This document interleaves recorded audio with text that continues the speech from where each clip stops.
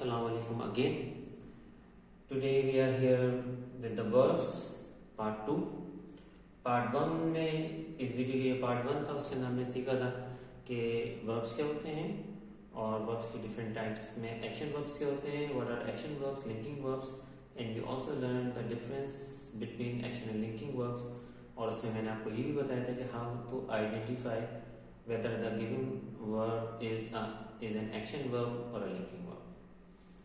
And if you missed that, so you must watch the video again and again. And if you have any query, so you can leave a message there, and so I could reply to that. In part 2 of the video of verbs, we are going to learn the remaining 4 types of the verb, which are very easy to understand now. And the first two are transitive verb and intransitive verb.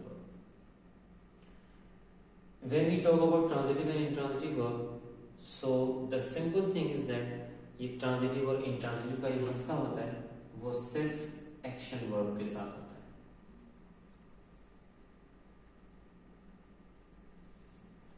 Linking verbs are always intransitive. यहाँ पे मैं लिख भी देता हूँ ताकि आप कोई रिमाइंड भी रहेगा और ये आप लोगों को लिख भी लेना है कि ये क्या है. Linking verbs are always intransitive.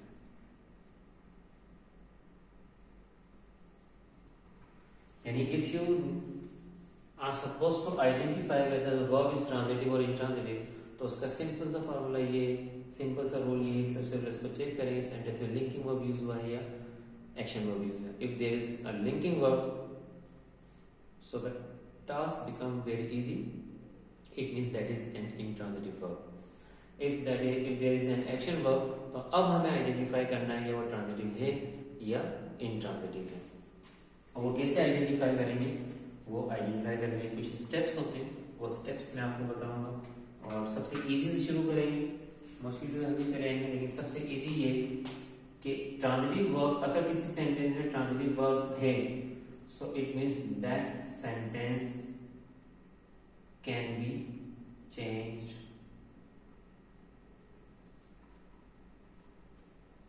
into passive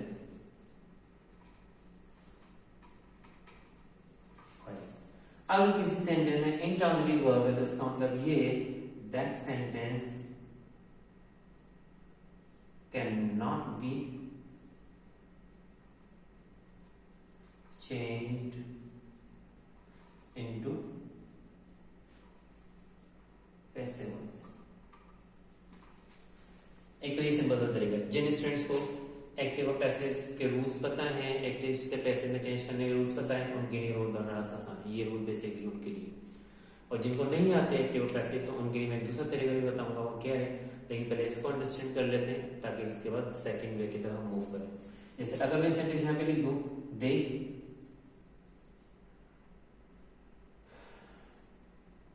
read novels,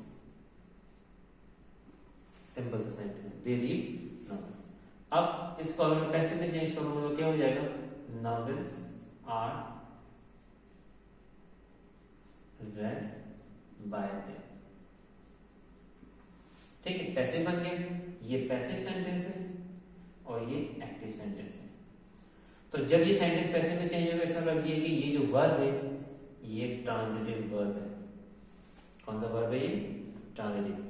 जबकि इसी वर्ब को मैं एक और सेंटेंस में यूज करता हूं. हमें लिख दूं, दे रीड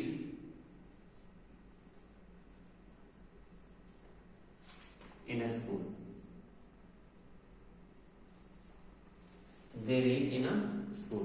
अब इसको अगर मैं पैसिव में चेंज करूंगा तो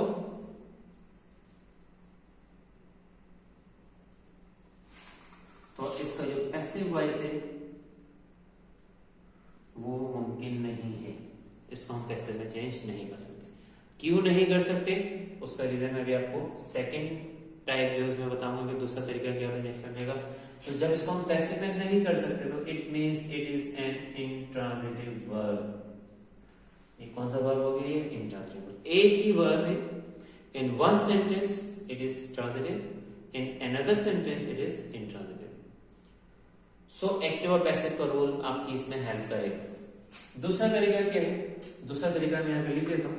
दूसरा तरीका समझाऊंगा तो उसमें आसानी और मजीद क्लियरिटी हो जाएगी। और when you are trying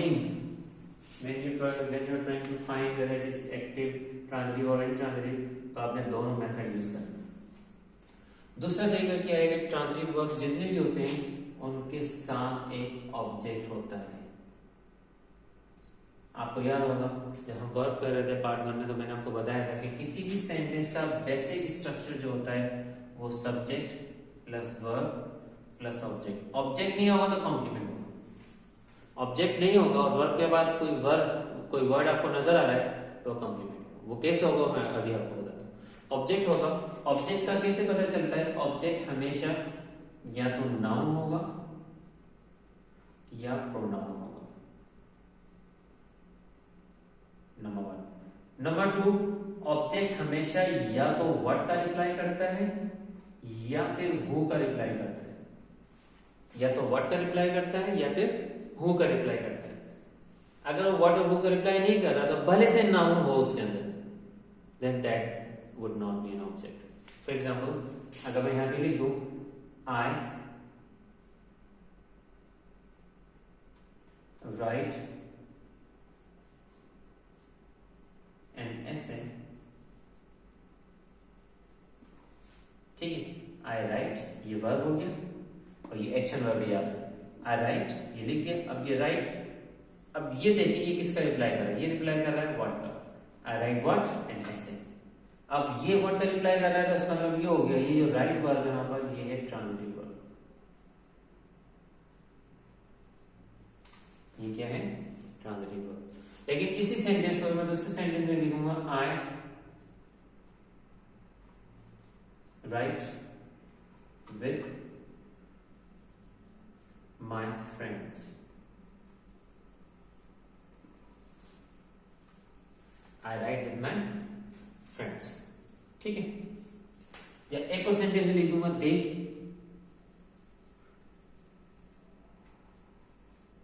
right over there, ठीक है। अब दे राइट लिखते हैं, ये वर्ब है। ओवर देयर क्या ये व्हाट का रिप्लाई कर रहा है? दे राइट व्हाट का रिप्लाई कर रहा है? नहीं, बल्कि किसका रिप्लाई कर रहा है? ये कर रहा है वेयर का रिप्लाई। इसका मतलब ये हुआ कि over there is not an object. जब ऑब्जेक्ट नहीं है तो फिर कॉम्प्लीमेंट सी, जब ये ऑब्जेक्ट नहीं है तो फिर ये क्या है? कॉम्प्लीमेंट। तो एब्सेंस ऑफ ऑब्जेक्ट, जब सेंटेंस में ऑब्जेक्ट नहीं होगा तो ऑब्जेक्ट की जगह पे जो वर्ड्स लिखे हुए होते हैं वो वर्ड्स कॉम्प्लीमेंट कराते हैं। तो इसका मतलब ये हो गया कि ये वाला राइट जो था ये ट्रांजिटिव था और ये वाला जो राइट है ये इंट्रांजिटिव हो गया क्योंकि इसके साथ कोई ऑब्जेक्ट नहीं, ठीक है। ये अभी मैं आपको एक दो सेंटेंस इसकी और एग्जाम्पल देता हूँ ताकि आपकी अच्छे तरीके से ज़हन नशीन की बात हो जाए।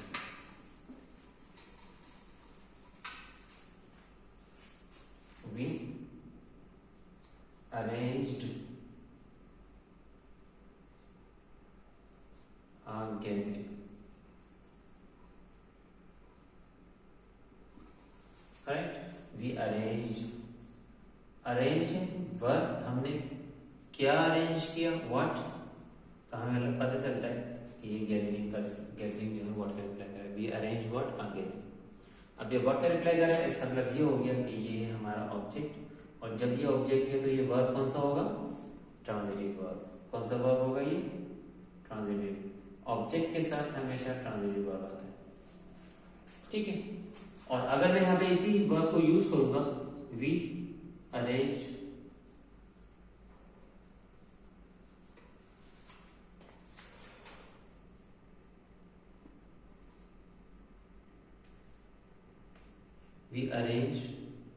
नाइसली। अब ये नाइसली रिप्लाई कर रहा है हाउ का। नाइसली रिप्लाई किसका कर रहा है? हाउ का। जब ये हाउ का रिप्लाई कर रहा है तो ये वर्ब हमारा जो होगा वो इंट्रांजिटिव होगा, और ये नाइसली क्या होगा? कॉम्प्लीमेंट होगा। जब सेंटेंस में ऑब्जेक्ट नहीं होता तो इसका मतलब ये है कि सेंटेंस में फिर कॉम्प्लीमेंट होता है। इसी तरीके से अगर मैं यहाँ पे एक और सेंटेंस लिख दूँ, वी वेंट होम।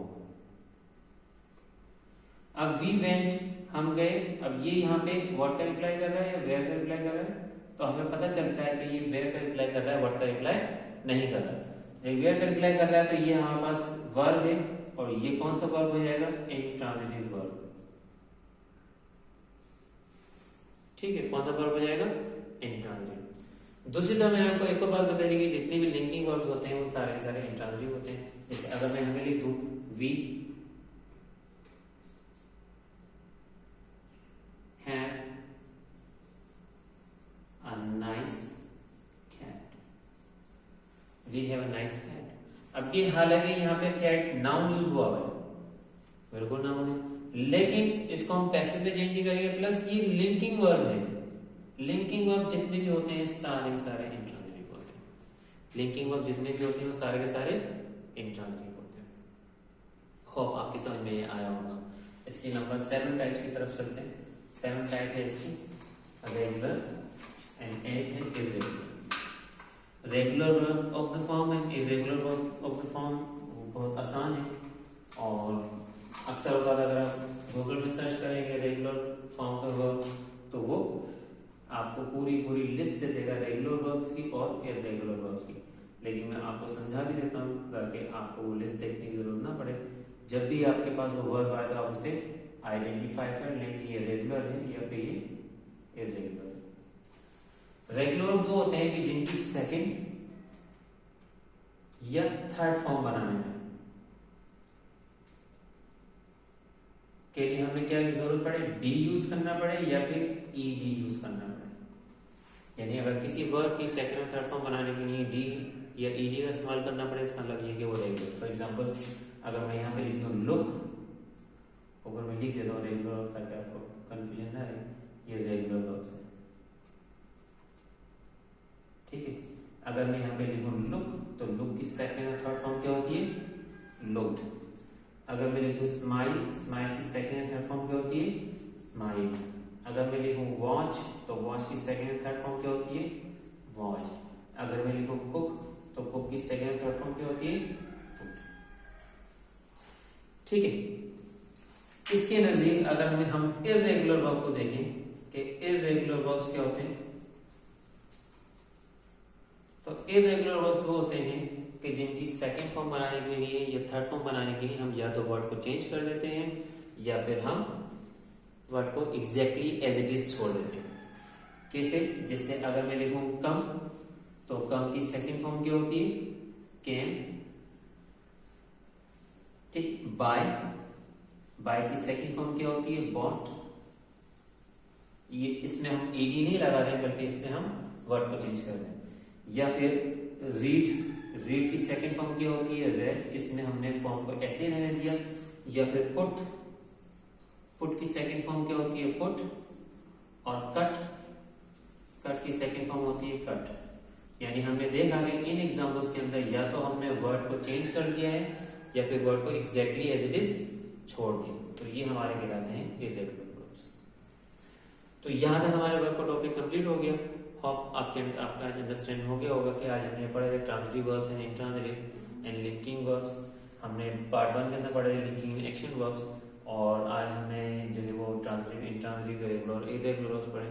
तो ये वर्ब का टॉपिक हमारा जो है वो कंक्लूड हो गया। Thank you for all.